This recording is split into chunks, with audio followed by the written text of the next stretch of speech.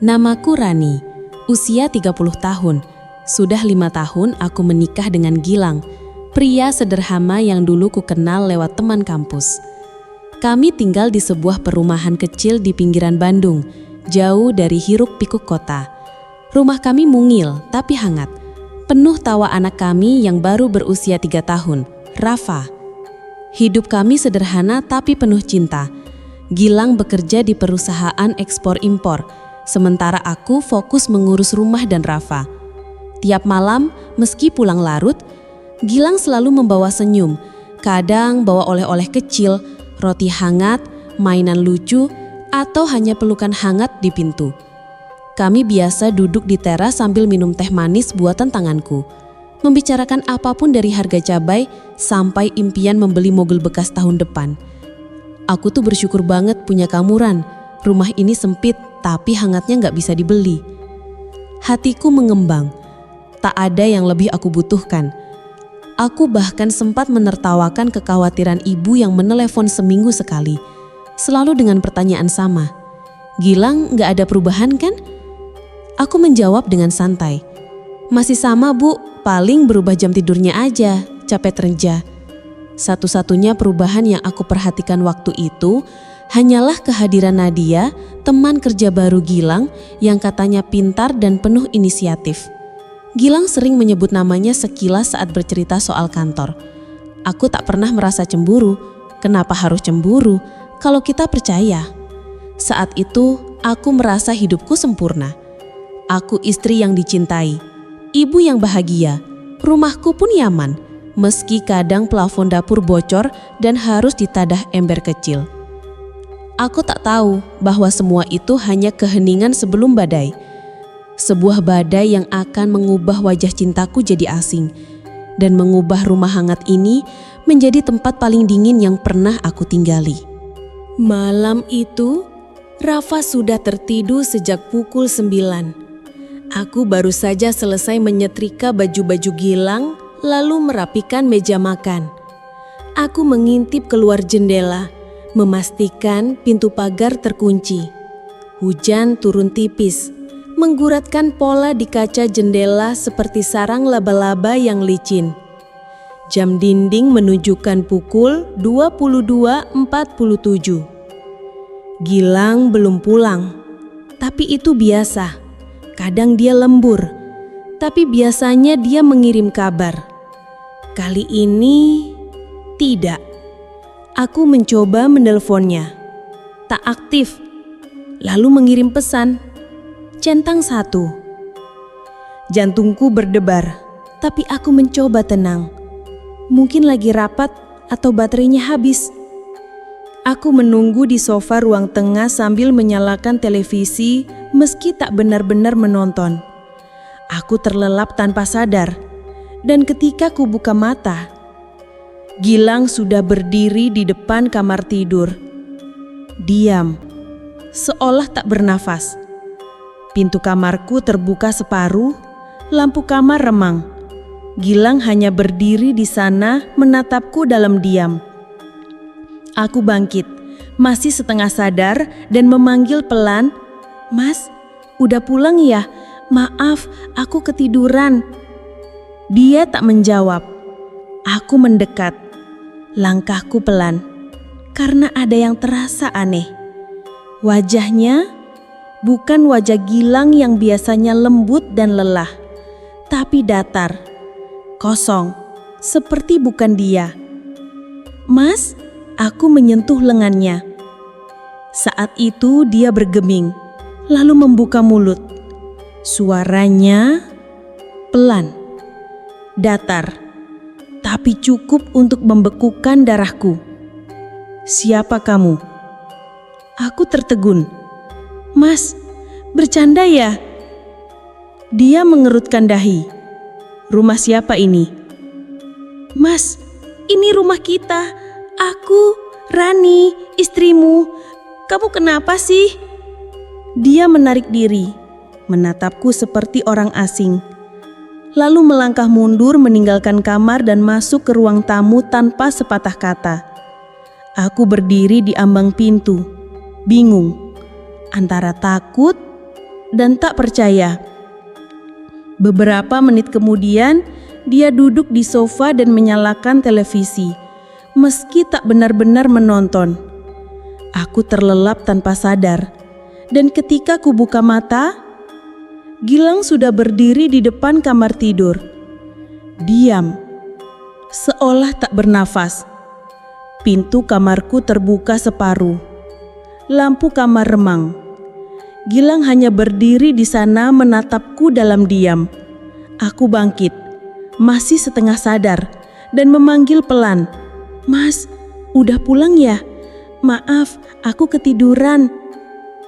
Dia tak menjawab. Aku mendekat. Langkahku pelan karena ada yang terasa aneh.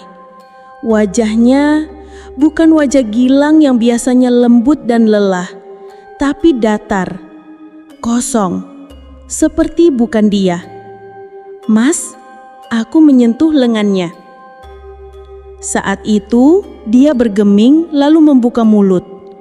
Suaranya pelan, datar, tapi cukup untuk membakukan darahku. "Siapa kamu?" Aku bertegun. "Mas, bercanda ya?" Dia mengerutkan dahi. "Rumah siapa ini?" "Mas, ini rumah kita. Aku, Rani, istrimu. Kamu kenapa sih?" Dia menarik diri, menatapku seperti orang asing, lalu melangkah mundur meninggalkan kamar dan masuk ke ruang tamu tanpa sepatah kata. Aku berdiri di ambang pintu, bingung, antara takut dan tak percaya. Beberapa menit kemudian, dia duduk di sofa dan menyalakan televisi, meski tak benar-benar menonton. Aku bergegas ke kamar, menangis dalam diam, mencoba menyangkal perasaan yang mulai tumbuh di dalam hati. Ada yang salah, sesuatu telah berubah. Pagi harinya, aku bangun lebih awal dan memasak sarapan favoritnya, nasi goreng teri dan telur ceplok. Aku berharap semua hanya mimpi. Mungkin dia lelah atau stres. Gilang duduk di meja makan, mengenakan kemeja kerja seperti biasa. Tapi saat aku meletakkan piring di depannya, dia berkata pelan, "Maaf, tapi aku nggak suka makanan ini." Aku menoleh cepat. "Loh Mas, ini makanan favorit Mas dari dulu." Dia mengangkat bahu. "Mungkin kamu salah orang, tapi makasih ya." Tanganku gemetar. Aku menatap wajahnya. Benar, itu wajah suamiku. Tapi jiwanya seperti kosong. Bukan hanya lupa, tapi tidak mengenali, tidak mau mengenali. Saat dia berangkat kerja tanpa pamit, aku langsung menangis. Rafa menghampiriku, memeluk lututku. "Bunda kenapa?" tanyanya polos. Aku mengusap air mata. "Bunda kangen ayah, Nak." Hari-hari berikutnya tak membaik. Gilang makin dingin. Dia tak lagi memelukku saat pulang. Tak pernah bertanya kabar. Bahkan sering memanggilku Bu, seperti pada orang asing. Rafa sering kebingungan. "Ayah marah ya, Bun?" Aku hanya mengelus kepalanya. "Enggak sayang, ayah cuma lagi capek kerja." Namun ada satu hal yang benar-benar membuatku mulai takut. Gilang mulai menjauh dari Rafa. Suatu malam, Rafa berlari kecil ke arah Gilang yang baru pulang, memeluk kakinya sambil berseru, "Ayah!" Seperti biasa. Tapi Gilang menatapnya seperti melihat sesuatu yang menakutkan. Dia menggoyang-goyangkan kakinya, lalu berkata tegas, "Jangan sentuh saya." Rafa menunduk, lalu berlari ke kamar sambil menangis. Aku tak tahan lagi. Malam itu aku mendekati Gilang di teras. "Mas, apa Mas masih ingat sama aku, sama Rafa, rumah ini?" Tanyaku dengan suara bergetar.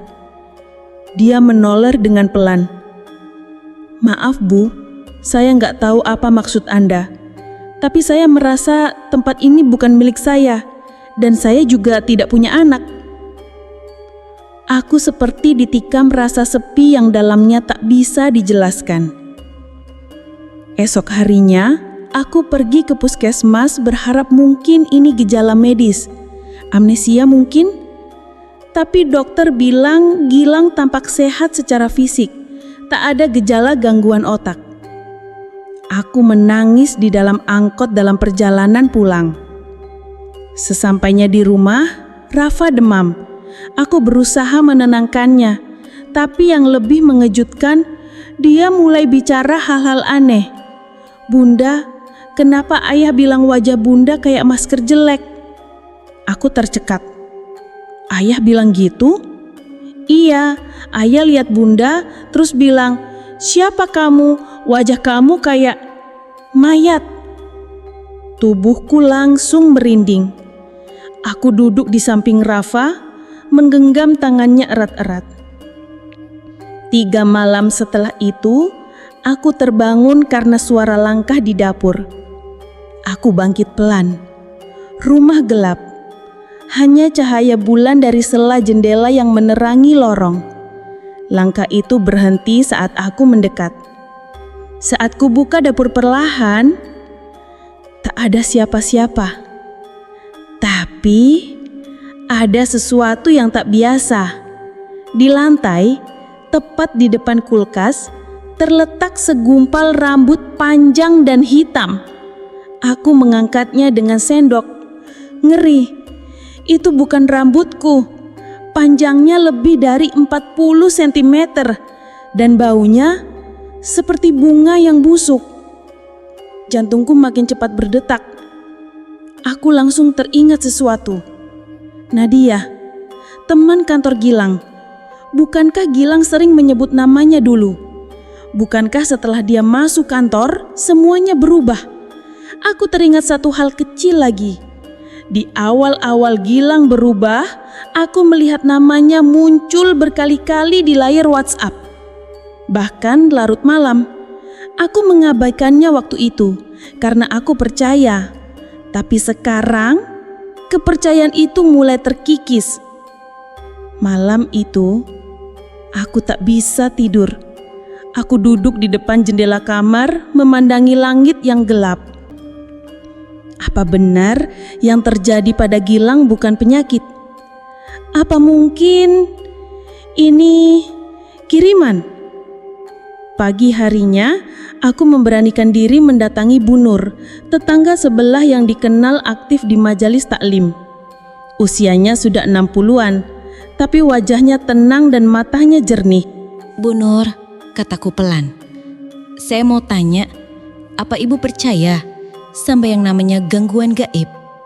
Bu Nur diam beberapa detik, lalu menjawab, "Kalau kamu sudah nanya begitu, berarti kamu sedang diganggu.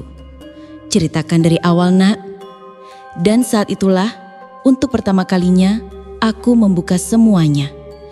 Tentang Gilang, tentang perubahan sikapnya, tentang rambut aneh di dapur, tentang tatapan kosong, tentang aku yang tak lagi dikenali oleh pria yang dulu memanggilku sayang setiap pagi. Bu Nur hanya mengangguk perlahan. "Bisa jadi ini bukan gangguan biasa, tapi kiriman. Kalau benar begitu, kamu harus kuat. Karena mereka menyerang lewat titik paling lemah, hati yang kecewa." Kata-kata Bu Nur itu bergema di kepalaku sepanjang hari. Aku duduk sendirian di ruang tengah, memandangi foto pernikahan kami yang terpajang di dinding. Aku dan Gilang tersenyum di bawah tenda putih, dikelilingi bunga dengan harapan dan janji dalam tatapan kami. Tapi kini tatapan itu hilang, hancur, dan yang tersisa hanya keraguan yang menyesakkan. Aku tahu aku tak boleh hanya diam. Malam itu, aku mulai menyusun kembali semua petunjuk yang selama ini mungkin telah kulupakan. Semua yang terlihat biasa, tapi mungkin sebenarnya tidak biasa sama sekali. Aku mengambil ponsel, membuka riwayat pesan lama Gilang, mencari kata kunci Nadia. Dan disitulah semuanya dimulai. Ada puluhan pesan dari Gilang pada Nadia, sebagian besar tentang pekerjaan memang, tapi di antaranya ada yang membuatku tercekat. Terima kasih sudah dengerin aku malam itu. Kamu beda dari yang lain. Kadang aku ngerasa Rani udah gak ngerti aku. Aku pengen kabur aja, Nat. Tiba-tiba semua kenangan manis selama ini terasa seperti serpihan kaca. Aku menggenggam ponsel erat-erat, mencoba menahan air mata. Tapi yang paling menghancurkan adalah satu pesan dari Nadia. Kamu layak dapat yang lebih dari sekedar istri yang gak ngerti kamu. Lagi pula, aku bisa bikin kamu selalu lihat aku. Selalu ingat aku, kalau kamu mau. Kalimat itu seperti kabut dingin yang turun pelan-pelan ke seluruh tubuhku. Kalimat itu tidak biasa. Ada sesuatu yang disembunyikan di balik kata-katanya. Besok paginya, aku kembali ke rumah Bu Nur. Ia sedang menyapu halaman, dan saat melihat wajahku, ia mengangguk pelan, seolah sudah tahu aku akan datang dengan lebih banyak beban. Aku mau tanya sesuatu, kataku serius. Kalau ada seseorang yang niat jahat, bisa nggak dia bikin suamiku lupa aku, lupa anaknya? Bu Nur meletakkan sapu, lalu mengajakku duduk di bangku kecil bawah pohon belimbing. Bisa. Tapi bukan lupa biasa, bukan lupa karena hilang ingatan.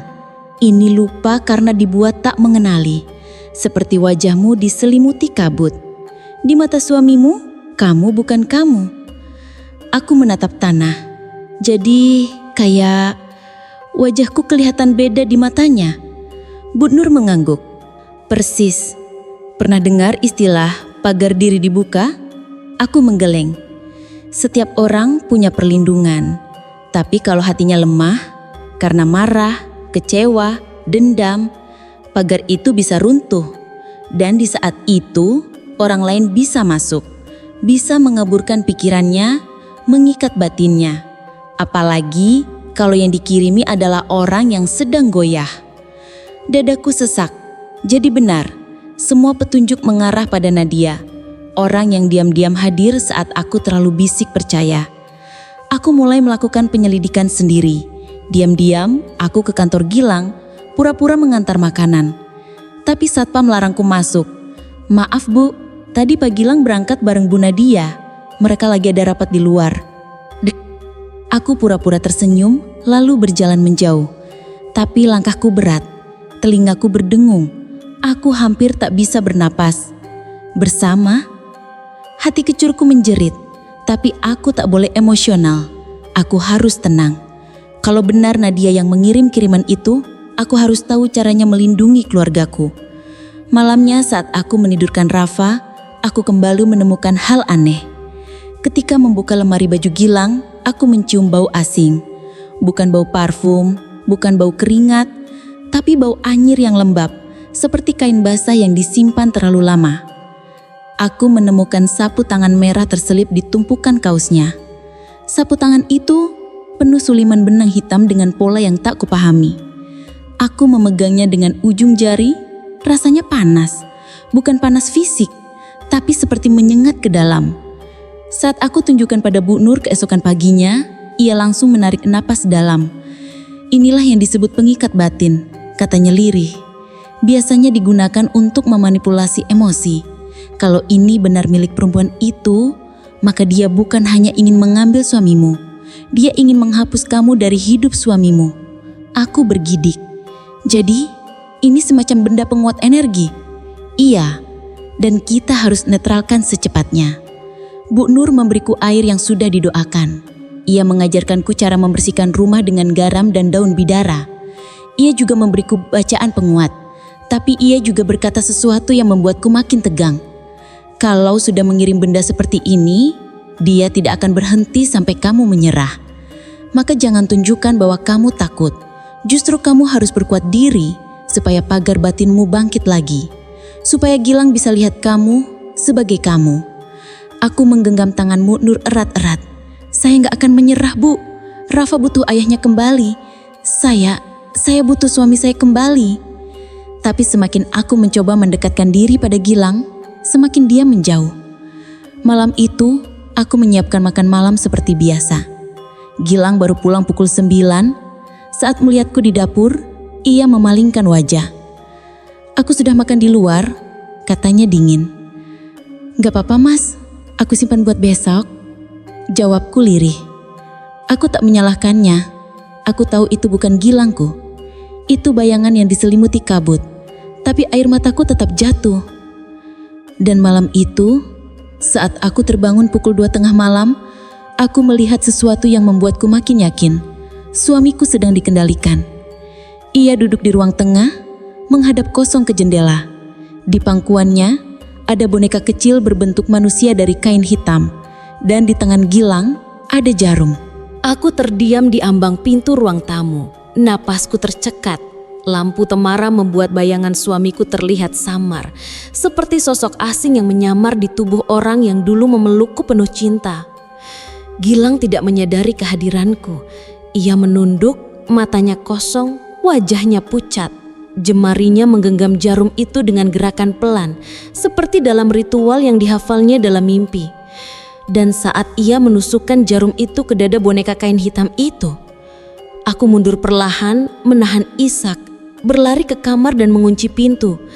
Jantungku berdentum keras, bukan karena takut, tapi karena keyakinan itu kini menguat. Aku harus menemui perempuan itu. Pagi harinya, aku mengantar Rafa ke sekolah seperti biasa. Tapi setelah itu, aku tidak pulang ke rumah. Aku menuju sebuah kafe kecil di dekat kantor Gilang. Dulu, Gilang pernah menyebut tempat ini saat sedang ngobrol di telepon dengan seseorang. Dan aku yakin, orang itu adalah Nadia. Kupakai masker dan kacamata hitam. Hatiku berdebar kencang. Ini pertama kalinya aku melakukan hal seperti ini, mengintai perempuan yang mungkin sudah menghancurkan rumah tanggaku. Tak butuh waktu lama, sekitar pukul 9 pagi, sebuah mobil hitam berhenti di depan kafe. Seorang perempuan turun dari kursi depan, cantik, wangi, rapi, dengan senyum tipis yang entah kenapa membuat bulu kuduku berdiri. Itu dia, Nadia. Aku memperhatikan dari kejauhan. Ia masuk ke kafe dengan langkah anggun, memesan minuman, lalu duduk di pojok. Tangannya menggenggam ponsel dan senyumnya makin lebar ketika Gilang datang 5 menit kemudian. Mereka berbicara seperti sahabat dekat, tapi mataku tak bisa menipu. Cara Nadia menatap suamiku bukan seperti teman kerja. Aku gemetar menahan diri, tapi aku tahu aku tak bisa bertindak sembrono. Ini bukan saatnya untuk marah, ini saatnya membuka kebenaran. Sepulang dari penyergapan diam-diam itu, aku tak langsung ke rumah. Aku menuju rumah Bu Nur lagi. Kali ini dengan satu permintaan yang belum pernah kuutarakan. "Bu, saya mau tahu siapa Nadia sebenarnya." Bu Nur menatapku lama, lalu mengangguk. Ia pergi ke belakang rumah, mengambil satu gulungan tikar pandan dan satu cermin kecil bundar yang dipenuhi rajah kuno.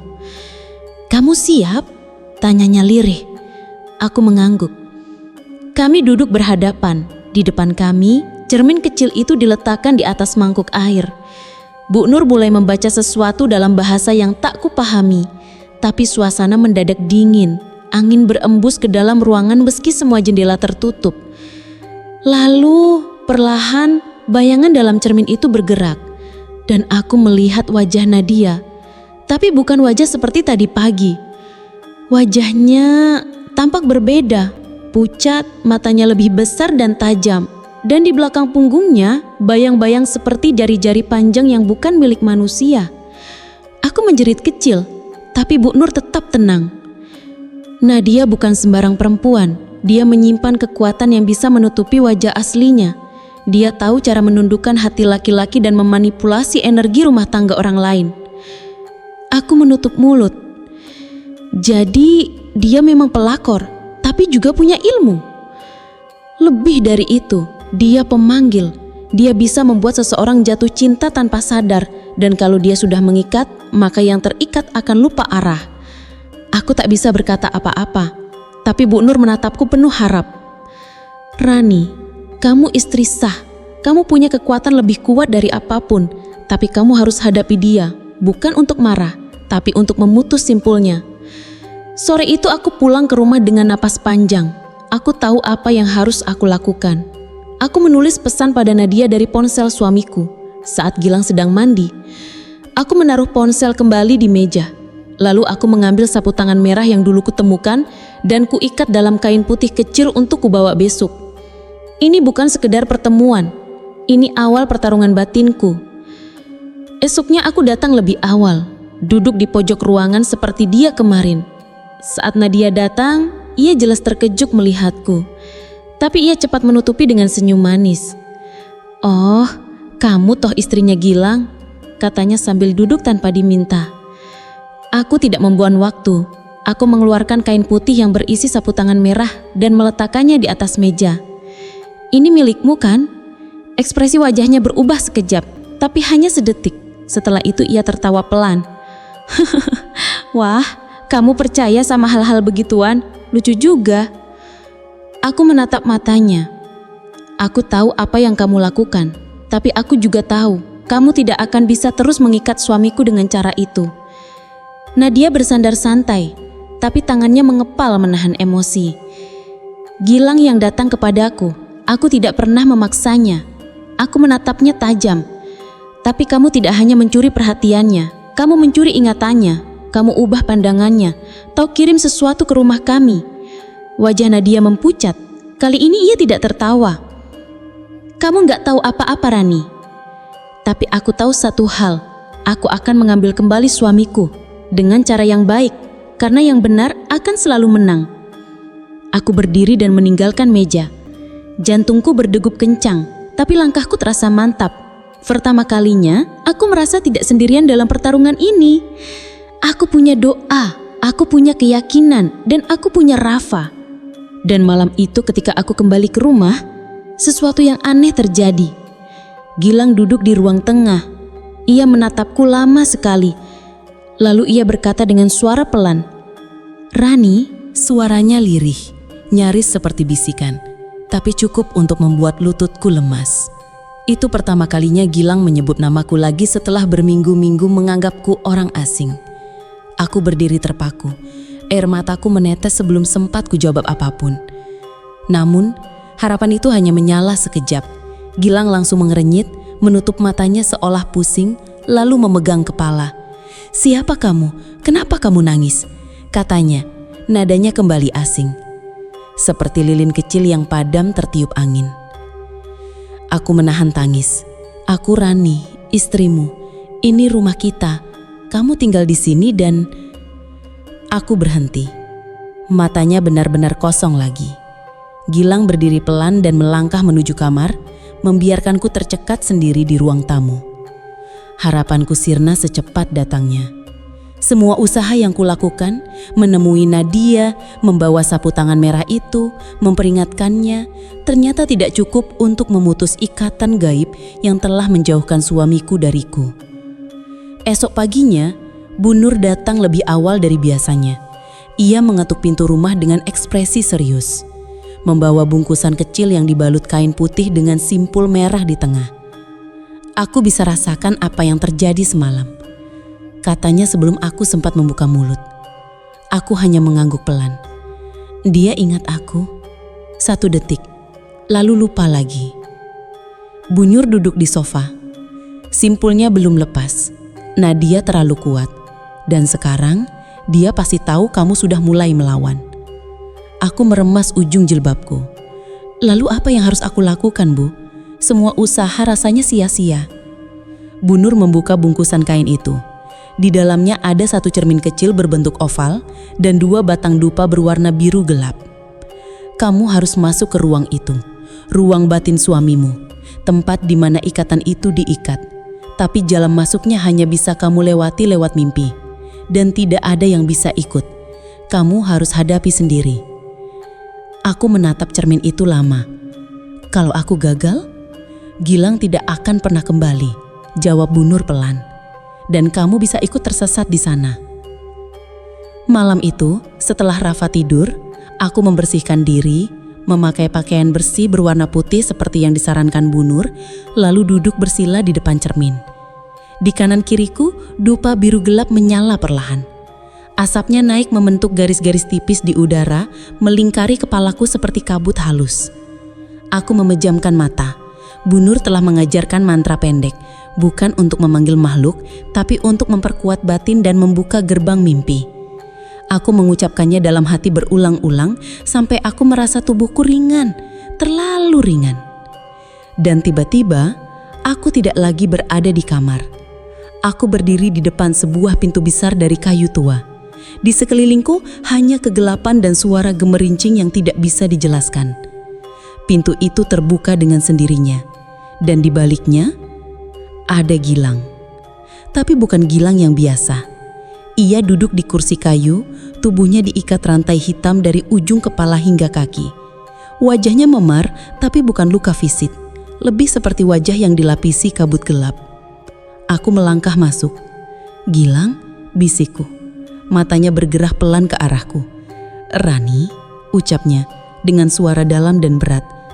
Tapi sebelum aku bisa mendekat, kabut tebal menyelimutinya lagi dan dari sudut ruangan muncullah bayangan Nadia. Bukan Nadia yang manis, tapi sosok tinggi, anggun, dengan rambut yang melayang seperti asap. Wajahnya samar, tapi sorot matanya menusuk. "Kamu terlalu nekat," katanya pelan, nyaris mendesing. "Ini bukan tempatmu." Aku menahan napas. Dia suamiku. Sekarang dia milikku. Dan kau hanya akan jadi pengganggu yang tersesat. Ia melayang mendekat, kabutnya menyerbu arahku. Aku mundur, tapi ranting-ranting kering seperti muncul dari lantai berusaha menahan kakiku. Jantungku berdetak kencang. Aku tahu ini bukan mimpi biasa. Kalau aku kalah di sini, aku tak akan bisa bangun. Aku memejamkan mata. Aku pikirkan Rafah, senyumnya, tawa kecilnya saat main mobil-mobilan dengan Gilang. Aku bayangkan tanganku menggenggam tangan suamiku lagi. Aku bayangkan rumah kami kembali seperti dulu. Tiba-tiba dari dadaku muncul cahaya kecil. Cahaya itu menembus kabut. "Nadia," jerit, "jangan, kamu belum siap." Aku tidak menjawab. Aku biarkan cahaya itu membesar. Aku biarkan keyakinan dan cintaku jadi perisai. Aku melangkah ke arah Gilang dan saat tanganku menyentuh rantainya, satu persatu ikatan itu retak. Lalu semuanya hilang. Aku terbangun dengan peluh membasahi tubuh. Napasku terengah-engah, dupa sudah padam, cermin itu tergeletak miring. Aku memejamkan mata. Apakah aku berhasil? Tiba-tiba terdengar suara dari arah dapur. Langkah kaki. "Rani," panggil suara itu. Aku menoleh cepat. Itu Gilang, dengan tatapan yang bersih. Wajahnya tidak asing, tidak kosong.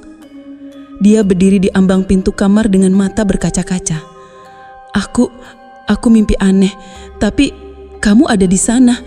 Kamu pegang tanganku." "Iya, Lang, itu aku," bisikku. Dia menarik napas. Apa yang terjadi sebenarnya? Aku tersenyum tipis. "Nanti aku cerita. Yang penting sekarang, kamu sudah kembali." Tapi saat mataku menatap ke arah jendela, aku melihat sesuatu yang membuat tubuhku menggigil seketika. Bayangan perempuan. Berdiri diam di bawah pohon mangga, mengenakan gaun merah. Rambutnya panjang menjuntai sampai perut. Dia tidak bergerak sedikit pun, hanya menatap ke arah rumah kami. Wajahnya tidak terlihat jelas, namun hawa dingin tiba-tiba menyelimuti ruang tamu.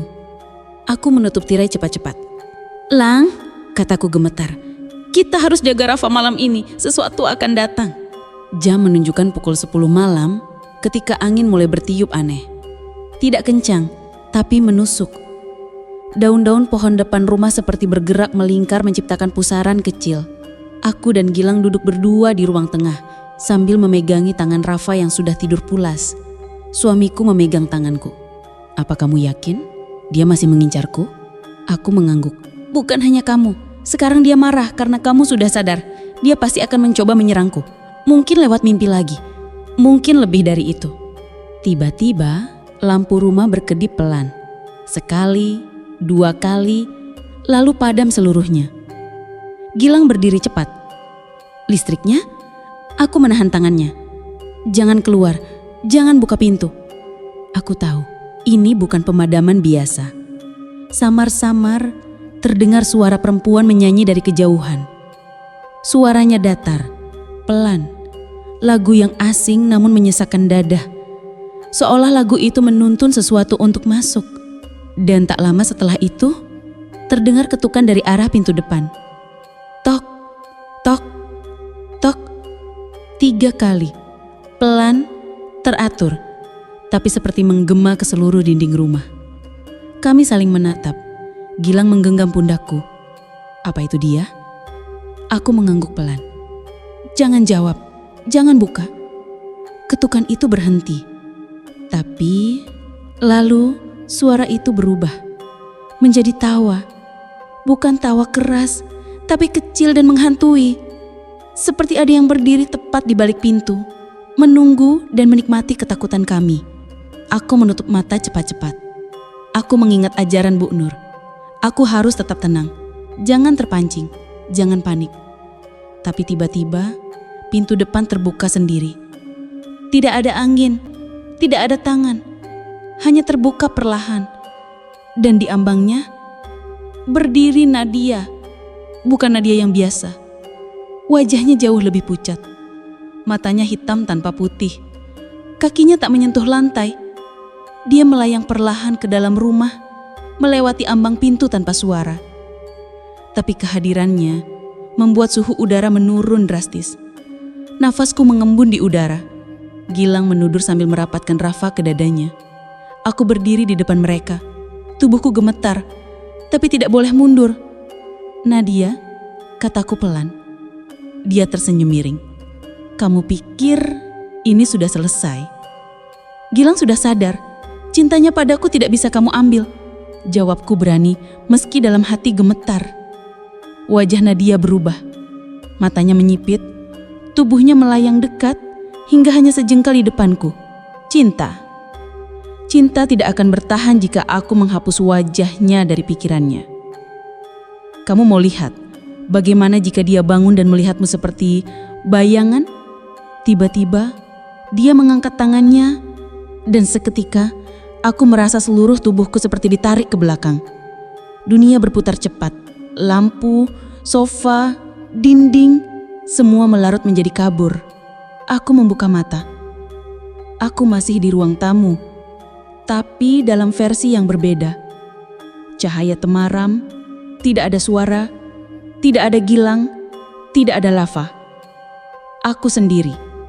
Tapi saat aku melihat ke cermin yang tergantung di dinding, aku terdiam kaku. Wajahku bukan lagi wajahku.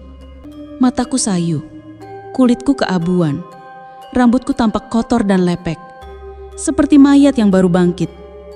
Tubuhku kaku seperti bukan milikku sendiri. Aku berteriak, tapi tidak ada suara keluar. Dari arah tangga, suara langkah kaki mendekat, dan muncul Gilang, tapi wajahnya ketakutan. Dia menatapku dengan jijik. Apa kamu makhluk itu? Katanya pelan, mundur perlahan. Aku mencoba mendekat, namun setiap langkahku membuat tubuhku menyeret seperti boneka. Tanganku mencoba meraih wajah sendiri, namun yang terasa hanya dingin dan hampa. Jangan dekati aku, teriak Gilang. Aku menahan tangis. Ini aku, Rani. Tapi dia tidak mengenali suaraku, tidak mengenali wajahku. Aku benar-benar menjadi sosok asing baginya. Suara tawa Nadia menggema di seluruh ruangan. Sekarang lihatlah bagaimana rasanya menjadi tidak dikenal, tidak diingat, tidak diinginkan. Suaranya melilit seperti asap. Aku tersungkur. Di dunia ini, aku sendirian. Bahkan bayanganku pun hilang. Namun di tengah kehampaan itu, aku mendengar suara kecil. Bunda, itu suara Rafa. Lemah tapi jelas. Dan dari kejauhan, aku melihat anak kecil itu berdiri memegang boneka dinosaurusnya. Dia menatapku dan tersenyum. Bunda, jangan takut. Dan dalam sekejap, senyuman Rafa memancarkan cahaya kecil. Cahaya itu menyebar, menghapus gelap, menghapus ilusi. Ruang tamu berubah kembali. Wajahku perlahan pulih di cermin. Nafasku kembali. Kaki dan tanganku bisa kugerakkan. Aku kembali. Aku membuka mata. Aku benar-benar kembali ke rumah. Dan di depanku, Nadia menghilang seperti asap hitam yang disapu angin. Lampu menyala lagi. Angin berhenti. Rumah tenang. Gilang masih memeluk Rafa namun kini menatapku dengan mata yang jelas. "Rani, kamu kemana tadi?" Aku tersenyum sambil menangis. Hampir hilang, tapi Rafa menyelamatkanku. Kataku sambil menatap anakku dengan air mata yang terus mengalir. Dan saat itulah aku sadar, aku tidak bisa terus begini. Aku harus mengakhiri semuanya, sekarang juga. Sudah cukup aku diam dan menunggu diteror. Sudah cukup rumah ini menjadi sasaran gangguan. Sudah cukup keluargaku hidup dalam ketakutan. Aku memandang Gilang yang memeluk Rafa erat, masih bingung dan cemas. "Lang, besok aku mau ke tempat Bu Nur. Aku harus tahu siapa sebenarnya Nadia dan bagaimana menghentikannya." Pagi itu, sebelum matahari benar-benar tinggi, aku berangkat sendiri ke rumah Bu Nur, membawa sedikit bunga dan air dalam botol kecil seperti yang dulu pernah diajarkan. Aku tidak ingin melibatkan Gilang atau Rafa lagi. Ini urusanku, dan hanya aku yang bisa mengakhirinya. Sepanjang jalan, aku merasa seperti sedang berjalan di antara dua dunia. Suasana sepi, udara terasa berat. Langkahku pun terasa melayang, seperti dituntun oleh sesuatu yang tak terlihat. Rumah Bu Nur tampak sunyi saat aku tiba. Tapi begitu aku mengetuk pintu dan memanggil namanya, pintu terbuka perlahan. Bu Nur sudah menungguku di ruang tamu. Tatapannya tajam, tapi penuh empati. "Kamu sudah melihat wujudnya kan?" tanya beliau pelan. Aku mengangguk, suaraku lirih. Dia datang ke rumah bukan cuma menyerang mimpi. Dia masuk, hampir mengambil semuanya dariku. Bu Nur memejamkan mata, lalu menghela nafas dalam. Itu artinya dia sudah melewati batas. Dia bukan cuma kirim energi, dia sudah sepenuhnya menyatu dengan jin pendampingnya. Jika tidak dihentikan, dia bisa benar-benar membuatmu lenyap. Aku menggigil. Lalu, apa yang harus aku lakukan? Bu Nur bangkit dan menuju ke dalam. Kembali membawa sebuah kantong kecil berisi beberapa benda aneh. Bunga kenanga, potongan daun kelor, batu kecil kehijauan, dan seutas benang berwarna putih. Ini bukan sekadar alat pelindung, ini penanda. Malam ini kamu harus memancingnya datang sekali lagi, tapi bukan dengan ketakutan. Kamu harus memanggilnya dengan kesadaran penuh, lalu menghadapinya. Aku terpaku. Memanggil? Maksudnya sengaja mengundangnya ke rumah? Bu Nur mengangguk tegas. "Iya, tapi kali ini kamu tidak sendiri. Kamu akan pakai ini untuk melingkupi rumahmu dengan cahaya. Jangan takut, jangan goyah. Malam ini akan jadi penentuan. Dia akan muncul dalam wujud yang paling menakutkan. Tapi saat itulah kamu harus tunjukkan kamu tidak lagi menjadi korban." Malam itu setelah Rafa tertidur dan Gilang kupastikan tetap di kamar, aku menyiapkan semua yang Bu Nur berikan. Aku meletakkan bunga kenanga di 4 sudut rumah, mengikatkan benang putih di gagang pintu, dan batu kehijauan itu kutaruh di tengah ruang tamu di atas kain putih. Lalu aku duduk diam, menenangkan nafas.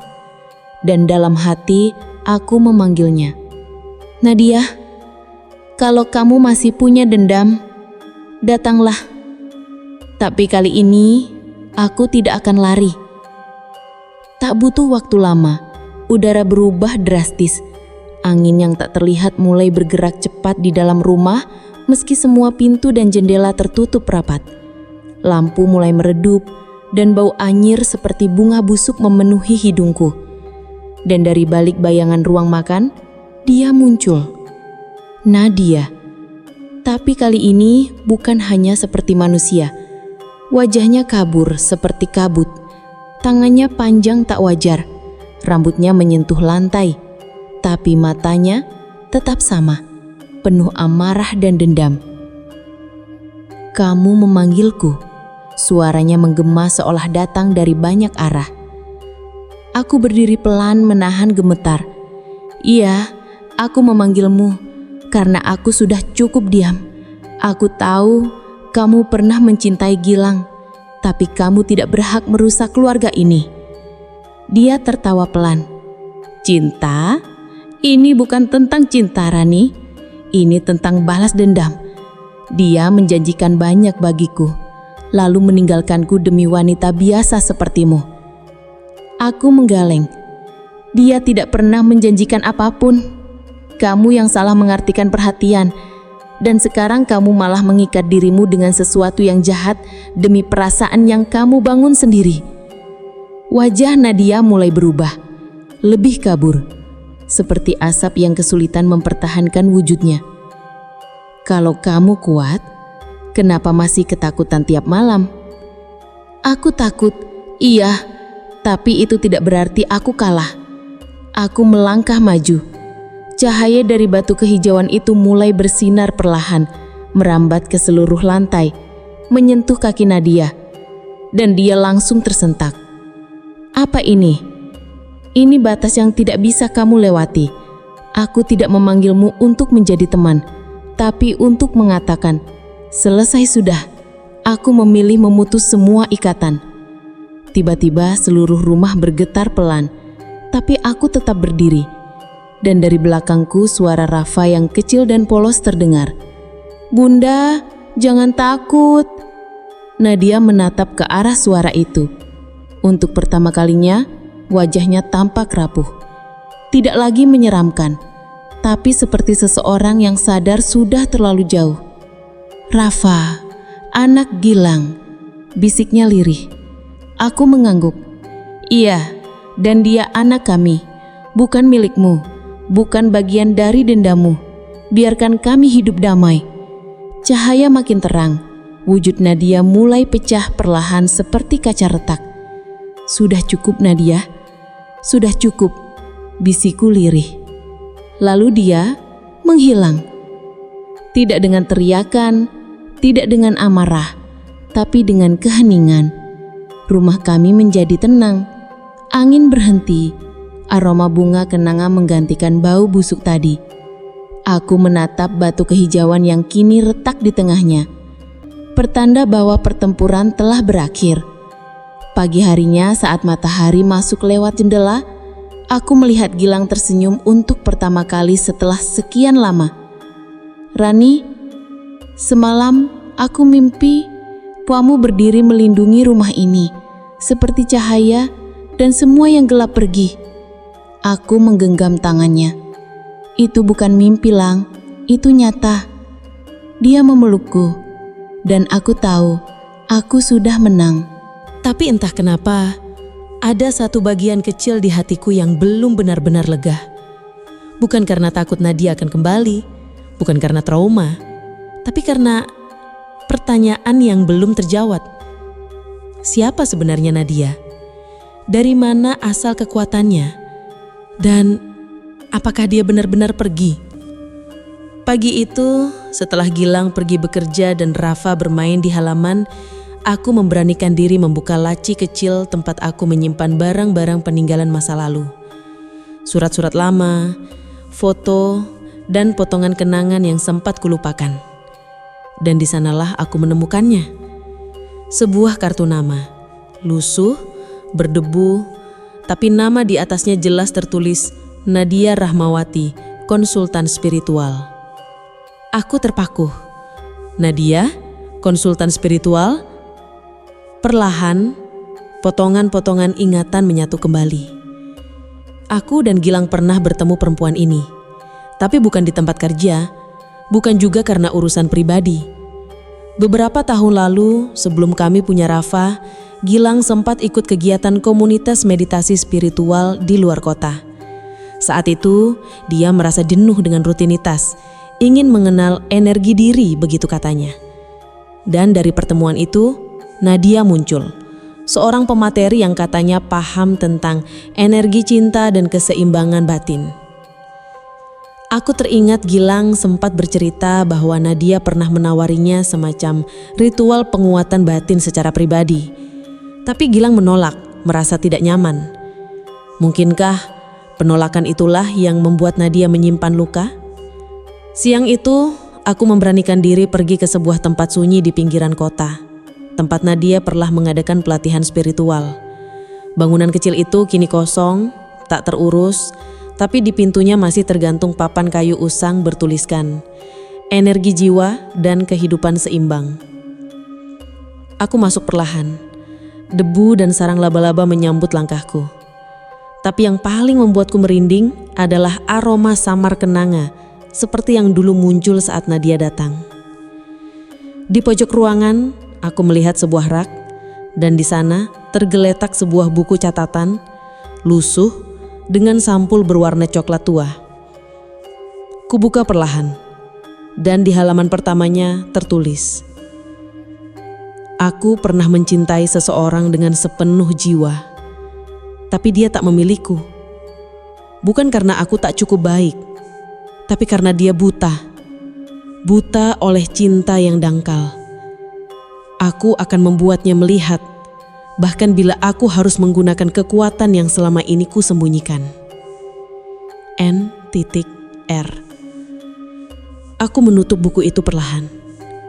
Hatiku campur aduk antara marah, sedih, dan iba. Nadia bukan sekadar pelakor, bukan pula hanya perempuan yang jatuh cinta pada suamiku, tapi seseorang yang patah dan memilih jalan gelap karena tak pernah diberi ruang untuk menyembuhkan diri. Malamnya, aku menyalakan lilin kecil di pojok kamar. Bukan untuk memanggil siapapun, tapi untuk mendoakan seseorang yang pernah menyakitiku. "Nadia," bisikku pelan. "Jika kamu masih bisa mendengar, aku ingin bilang, aku memaafkanmu. Kamu bukan musuhku. Kamu hanya tersesat. Semoga sekarang kamu tenang." Dan entah kenapa, malam itu terasa lebih hangat dari biasanya. Rafa tidur nyenyak, Gilang pun terlihat damai. Tidak ada lagi mimpi buruk, tidak ada lagi bisikan, tidak ada lagi bayangan di pojok rumah. Beberapa minggu kemudian, aku dan Gilang mengajak Rafa jalan-jalan ke taman dekat rumah. Suasananya cerah, langit biru, anak-anak berlarian di rumputan. Tiba-tiba Rafa menarik ujung bajuku. "Bunda, itu siapa?" Ia menunjuk ke arah seorang perempuan tua berjilbab putih duduk di bangku taman.